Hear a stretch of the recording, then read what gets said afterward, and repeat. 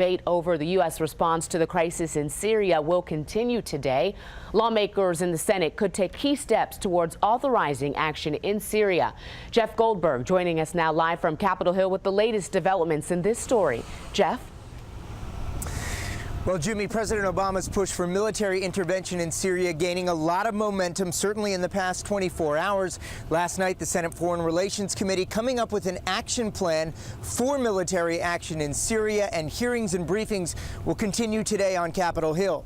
Here are some details of that action plan. They are allowing the president, for a 60-day military strike in Syria, 30-day extension if necessary. The measure also prohibiting the use of U.S. troops on the ground in Syria. That was a big topic of discussion yesterday, but it does allow for a small rescue mission in the event of an emergency.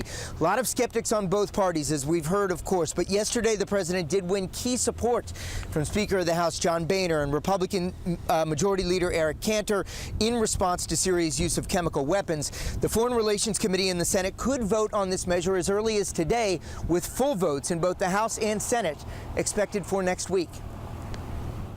The use of these weapons has to be responded to. The authorization that President Obama seeks is definitively in our national security interest. We can't be a sheriff for the whole world either. Once you drop bombs and missiles, that's an act of war. You can't say, oh, this is a limited war. And a lot of that sentiment happening across Washington yesterday. Protests breaking out during the Foreign Relations Committee hearing.